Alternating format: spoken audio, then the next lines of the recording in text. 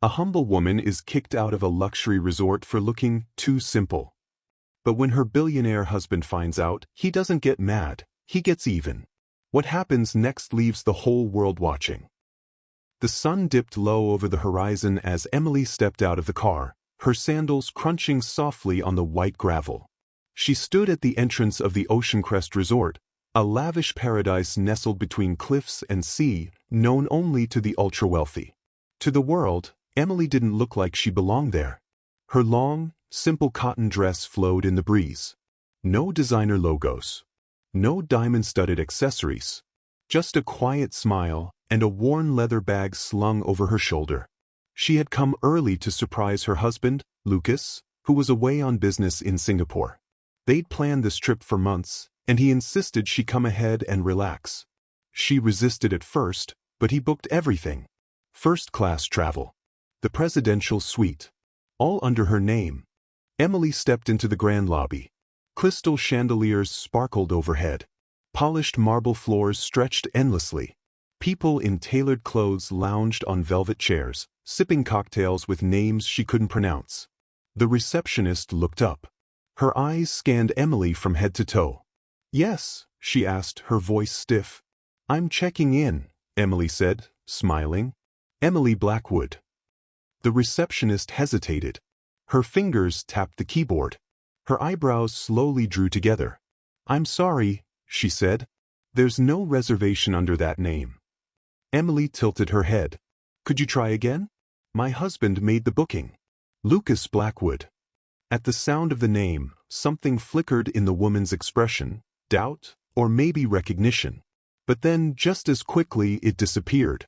"Ma'am," she said louder now, "there's no record of any Blackwood staying here. Are you sure you're at the right place?"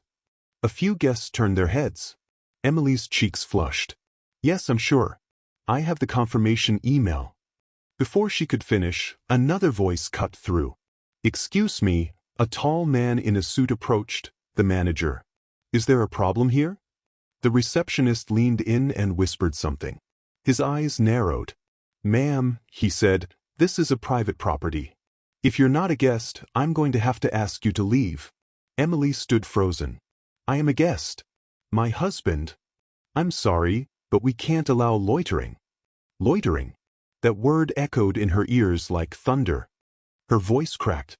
"Please, just let me call him." "No calls." "Security." Before she knew it, two uniformed guards appeared, towering over her. One reached for her arm. "Sir, please," she tried again, but her voice was swallowed by the growing crowd.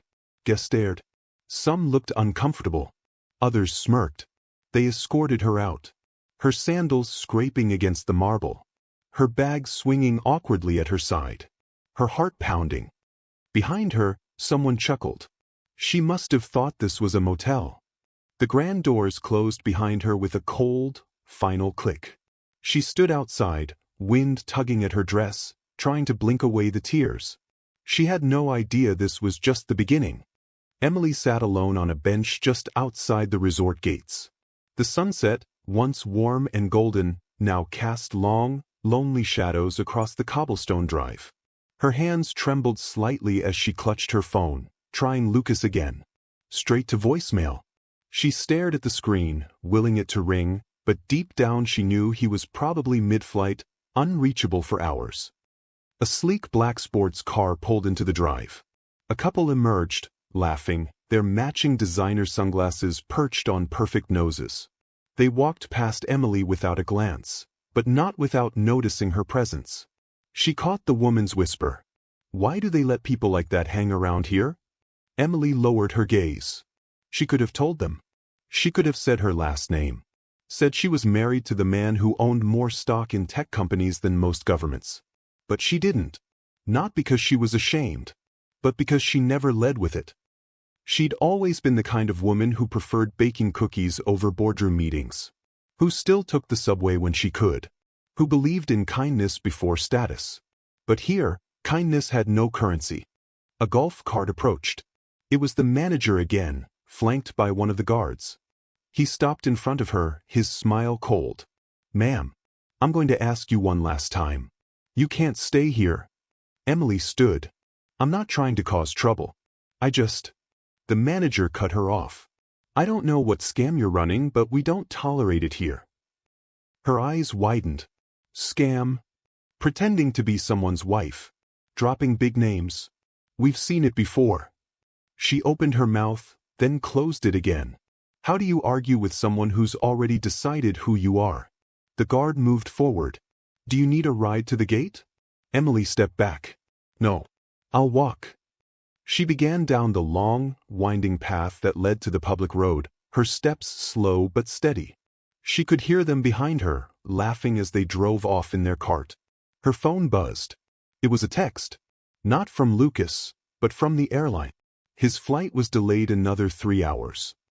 Emily sat on a stone wall near the edge of the resort, overlooking the waves. Her eyes burned, but she refused to cry. Not here. Not where they wanted her to break. Her fingers hovered over Lucas's contact again. She almost called, but instead she turned off her phone. She didn't want him to hear her voice like this, shaky, small, unsure. She wanted to tell him when she could breathe again. She wanted to speak without choking on the memory of how they looked at her, like she was something less. For now, she would disappear into the city.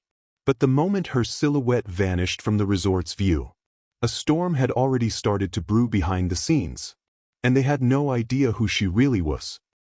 The city lights flickered to life as Emily stepped off the local bus, the sky now cloaked in midnight blue. She walked briskly through a quiet side street until she reached a modest boutique hotel tucked between a bakery and a bookstore. No marble floors, no crystal chandeliers, but it was clean, quiet. The receptionist smiled at her without judgment. Didn't care what she wore. Didn't ask for proof of importance. She paid in cash, checked in under her maiden name, and made her way upstairs. Inside the room, she locked the door and collapsed onto the bed. Only then did she let the tears come. Not just from humiliation. From betrayal. From the realization that even in today's world, kindness, humility, and grace could still be seen as weakness. That a woman like her could be erased, discarded, just because she didn't flaunt wealth. She finally turned on her phone. A message from Lucas blinked at the top. Landed. On my way to the resort. Can't wait to see you. She stared at it, her heart pounding. Her fingers hovered over the screen, then typed a reply. Change of plans. I'll explain when you get in. Please call me. Then she turned her phone over and closed her eyes. Meanwhile, back at the Oceancrest Resort, the mood had shifted. Lucas Blackwood's name had finally reached the ears of someone with actual authority, the general manager's assistant, a young woman named Janie. She was scrolling through an article on her tablet when the name caught her eye. Lucas Blackwood confirms appearance at Oceancrest Resort with wife. Janie's blood ran cold. She sprinted to the general manager's office, holding up the screen. I think we made a mistake. He read the article once, twice, then his face went pale. Get me guest services. Now. But it was already too late. Lucas had just pulled into the front drive. The staff scrambled, hands shaking, ties crooked. Flowers were rushed to the lobby. Champagne was poured. The receptionist from earlier adjusted her makeup. But Lucas didn't come in smiling. He didn't even come in angry. He came in silent. That kind of silence that fills a room with dread. Where's my wife? He asked flatly. The staff exchanged panicked glances. The manager stepped forward.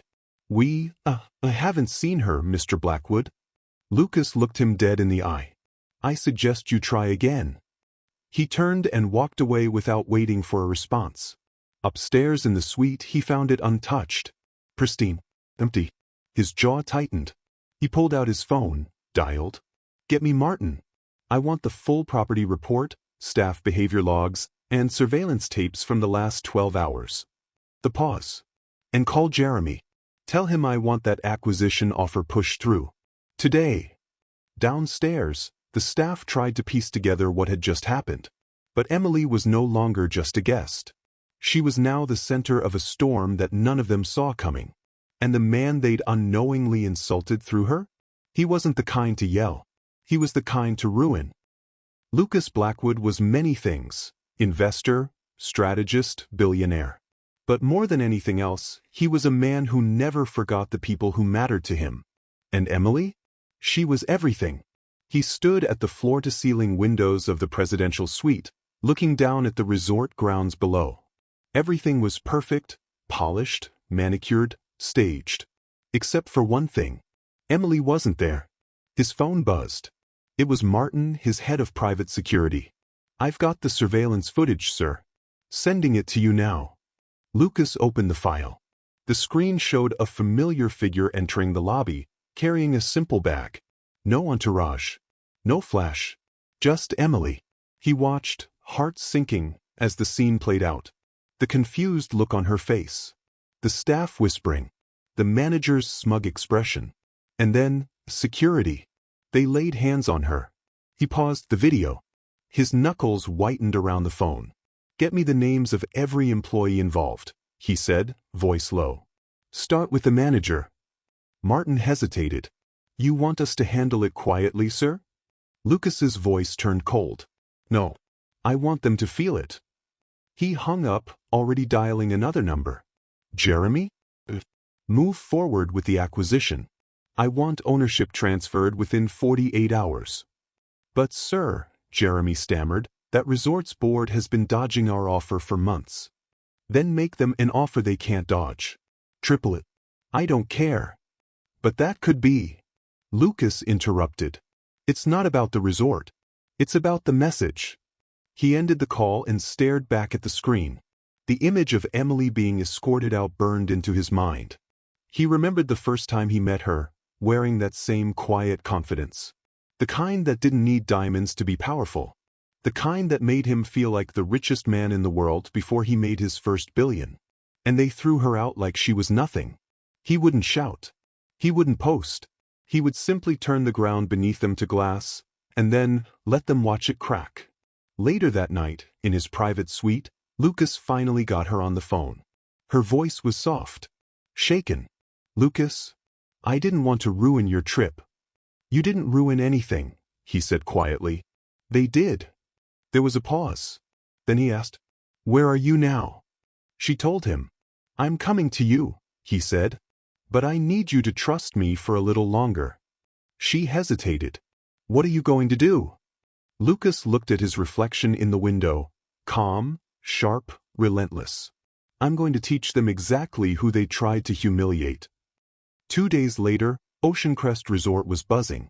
Word had spread fast. A mystery buyer had purchased the entire property overnight. Not just the land. Not just the brand. Everything. Ownership had changed hands so swiftly, the board didn't have time to blink. And the new owner? Anonymous. But powerful enough to command silence and obedience. The resort's upper staff were told to prepare for a full rebranding event. Guests were being flown in. Influencers promised big payouts. News media notified of a luxury industry revolution. The staff didn't know what to expect, only that they were to follow every instruction to the letter. New uniforms were issued. Decorations changed overnight. A special stage was built near the infinity pool, with gold-trimmed banners that simply read, "Welcome to a new era." The manager, the receptionist, the guards, all still working, all still clueless. They had no idea who had bought the place. No idea the cameras were now watching them. No idea that everything they said, every eye roll, every hushed comment, was being recorded and reviewed. Lucas stayed out of sight. He orchestrated everything from a penthouse nearby, not under his name, but through a silent chain of intermediaries. The guest list had been curated by him personally. Business moguls. Fashion giants. Top-tier travel critics. All attending a luxurious, one-night-only mystery unveiling, told only that something big was coming. Lucas wanted them all there. He wanted them to witness what Oceancrest had done. And more importantly, who they had done it to. Meanwhile, Emily stayed away, at his request. But he called her every night. She didn't know the full plan. She only knew he was turning pain into precision. And that scared her a little. "Lucas," she whispered during one call. "This isn't like you." His voice was calm. "No. But humiliating you in front of strangers? That's not like them either." The pause. Trust me just a little longer. The next morning, the resort sparkled under a perfect sky. Red carpets rolled out. Cameras clicked. Waiters carried gold trays of champagne. Guests arrived in limos, guided by smiling hosts who had no idea they were standing in the center of a trap. Everything was perfect. Everything except the truth. And the truth was about to be unveiled in the most unforgettable way.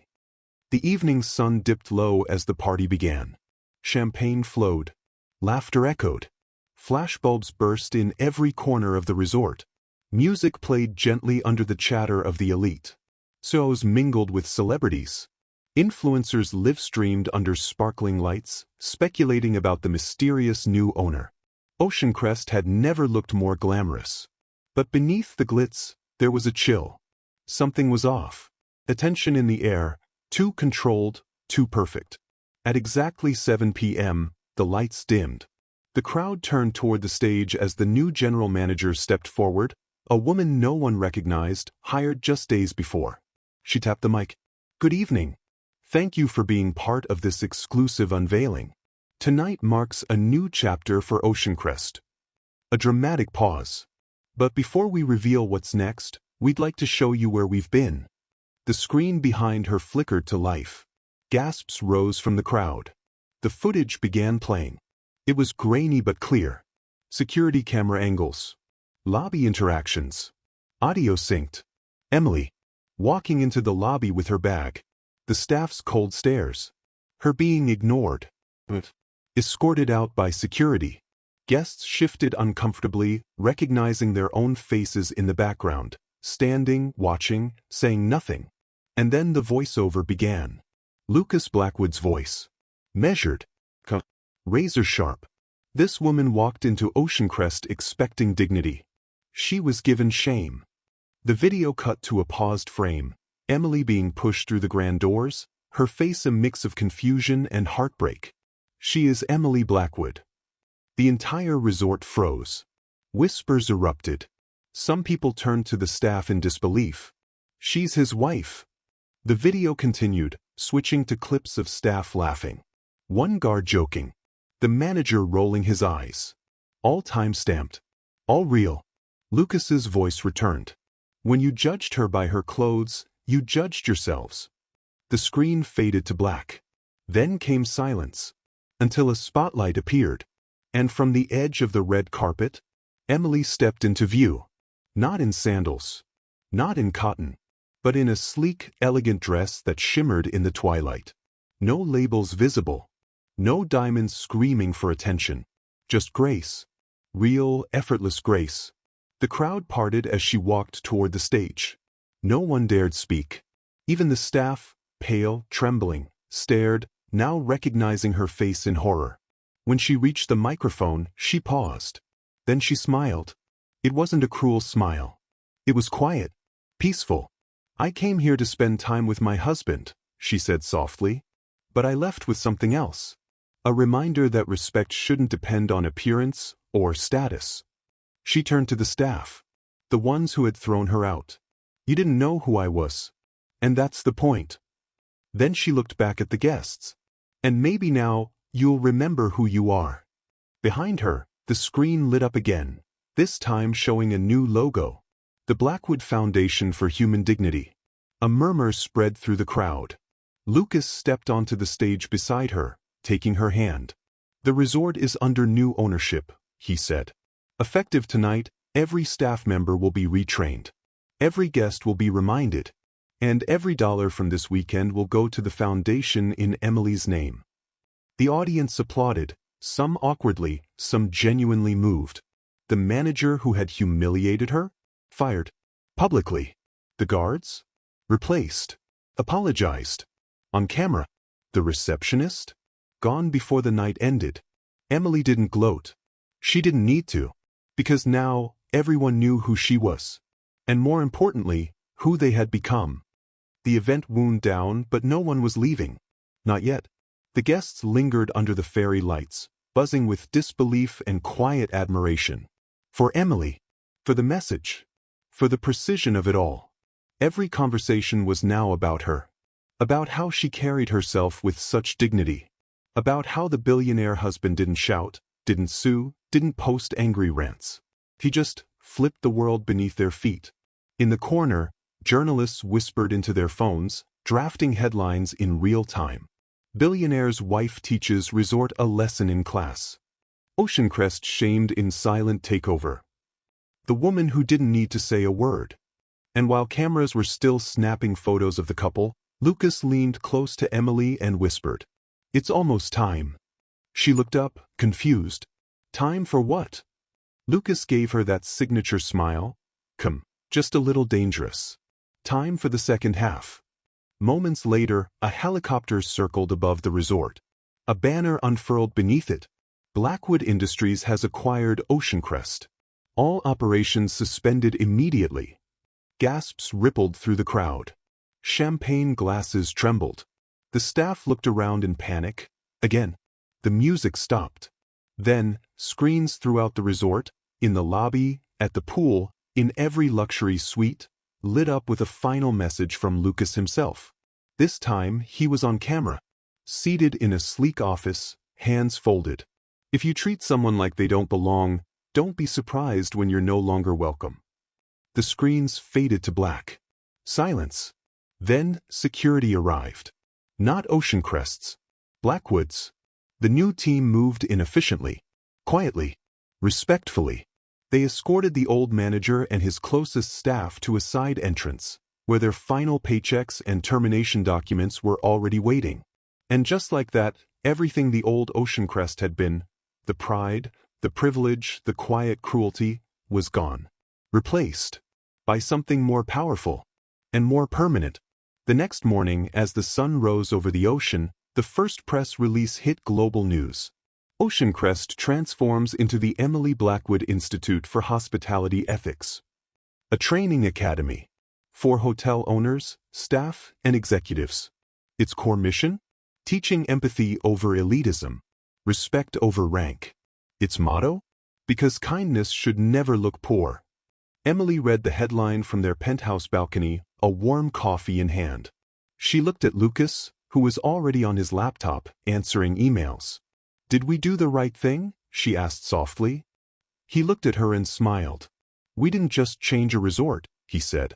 "We changed the rules." Down below, the old resort sign was being replaced. Guests would return. But now, they'd be walking into a place built on a different kind of luxury. One that couldn't be worn, only earned.